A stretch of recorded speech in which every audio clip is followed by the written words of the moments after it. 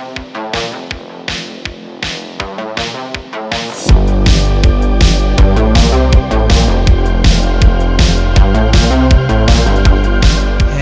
and welcome along to my second successive Corgi Formula 1 car restoration.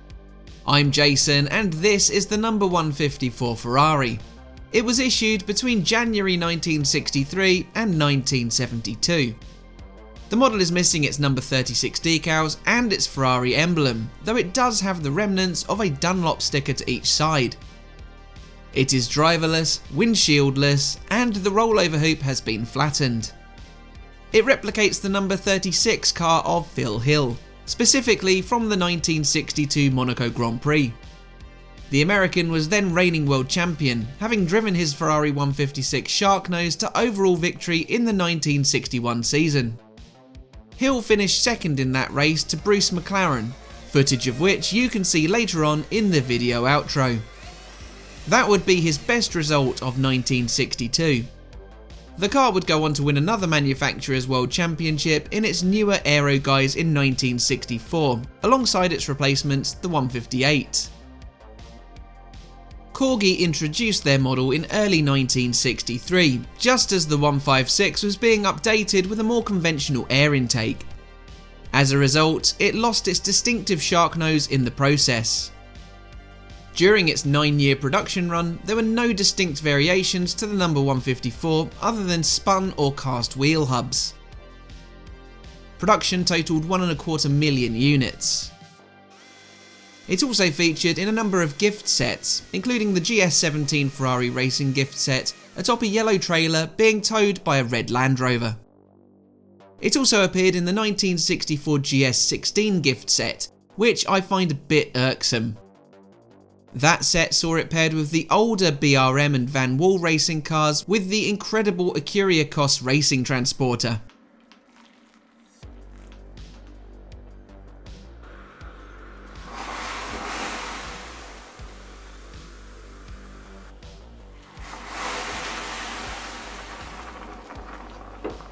I have one of those racing transporters ready to work on. Let me know in the comments if you'd like to see that. The reason it is irksome to me though is that the Kyriakos transporter was associated to the Kyriakos racing team. They had been in both Formula 1 using Cooper and Connaught chassis and Le Mans with Jaguars during the 1950s. It would have been great to see the big transporter matched up with some Jaguar D-types, but alas, Corgi never made one sadly. I have previously restored a pair of Matchbox Sharknose Ferraris in smaller scale last year. In that video, I talk through the history of the 156, so I'll save your ears the same story twice over. But I will leave a link here to that video so you can check it out in case you haven't seen it.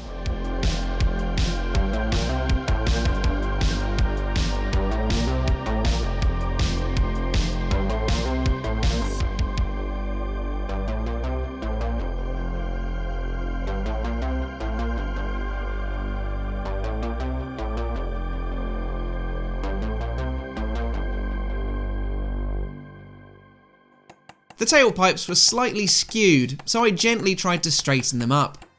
Instead of painting, I decided to polish the base piece. It looked to have been painted silver before, but I thought that the polished metal would look better alongside the chromed plastic parts, which I'm still to tackle.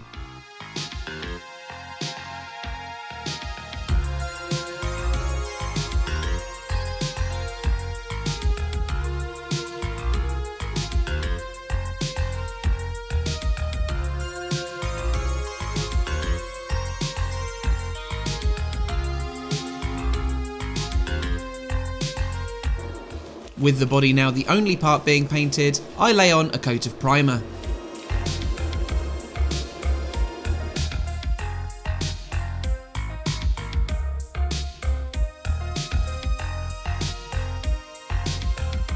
I bought a new set of 4 tyres from Steve Flowers Model Supplies, together with the reproduction decals, windscreen and driver. You can see why, as the aged rubber has dried out and disintegrated, though one had survived remarkably well.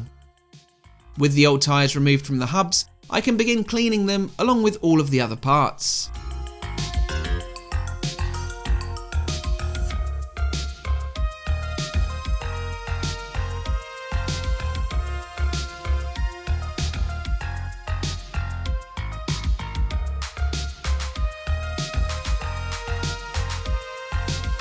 Despite it being a brand new part, I dipped the transparency in wood floor polish to give it a nicer, more glossy finish.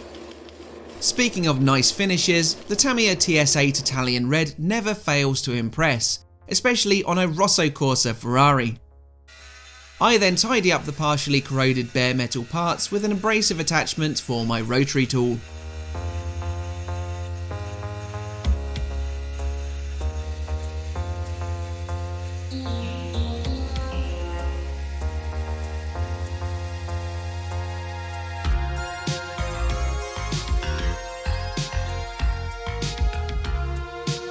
Next, I add Molotow chrome to the rather tired looking plastic engine and cockpit piece.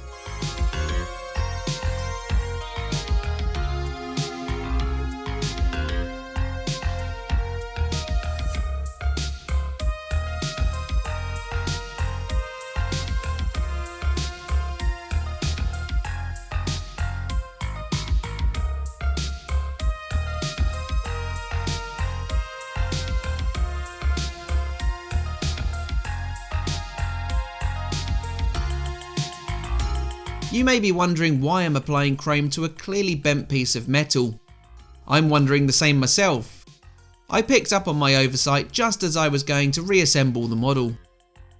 Elsewhere, similar to last week's Lotus, the only piece of trim the cast body received is to the rear. I then smarten up each of the hubs.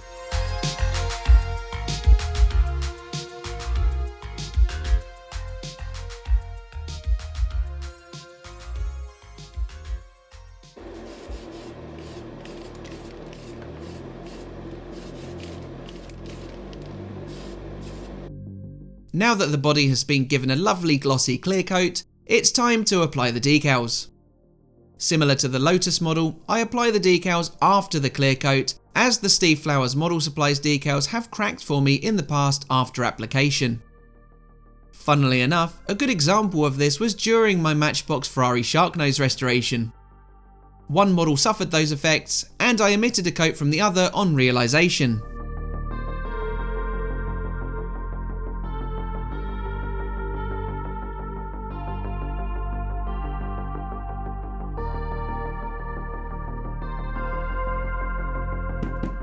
Here is where I realised that I'd forgotten about flattening that rollover hoop.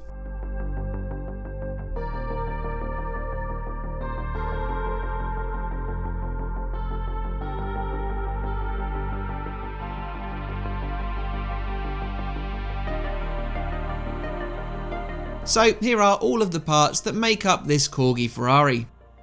First, I lay in the windshield. Then I take the driver, place him onto the cockpit piece and swiftly move both over, inverting them into the casting. Now begins my struggle trying to get the axles underneath the strong suspension clips.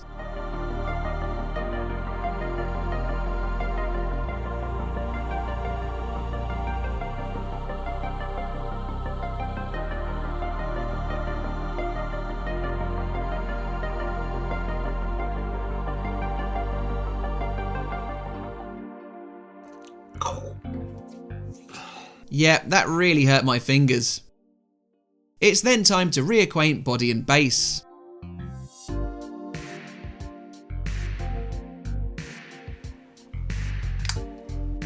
A pair of 3mm M2 laptop screws secure it all. Now with the tyres, I found the Steve Flowers ones to be too loose, so I ordered another set specifically for the casting from eBay. The rears fit perfectly, but the fronts are still a bit loose, which is a real shame. Does anybody have an idea on how I could pack them out a bit? Leave a comment with your thoughts. Here was how my Corgi Ferrari was looking earlier on. Missing a windscreen, driver and decals, it also had a squashed rollover hoop and brittle tyres. In its current state, the model looks quite lifeless, a bit uninteresting. I'm sure many of the 1.25 million number 154s have ended up in this condition over the years, but let's see how a new paint job, decals, driver and window can transform it. That is much better. It has its character back. Having the elements in position that are raised above the body make a huge difference. I've straightened out the rollover bar, fitted the new windscreen and placed in the reproduction driver. I've rechrommed the plastic cockpit and engine piece and the hubs, polished up the base which houses the tailpipes and put new tyres on. You can see that the tyres do sit a bit loose on the front hub still though. Then finally the body has been coated in the glorious Tamiya TS8 Italian red, received silver trim to the rear grille and had some fresh decals applied to the sides and nose. Let me know your thoughts of my restoration down in the comments and leave a like if you enjoyed the video. Be sure to tell me if you'd like to see me work on that Acuria Cost Transporter too. But all that leaves me to say is thanks for watching and I'll see you again for the next one. Bye for now. The greatest gamble in Monte Carlo today isn't at the casino, it's at the Grand Prix. Cars of all countries are mainly Lotus, Ferrari or Coopers.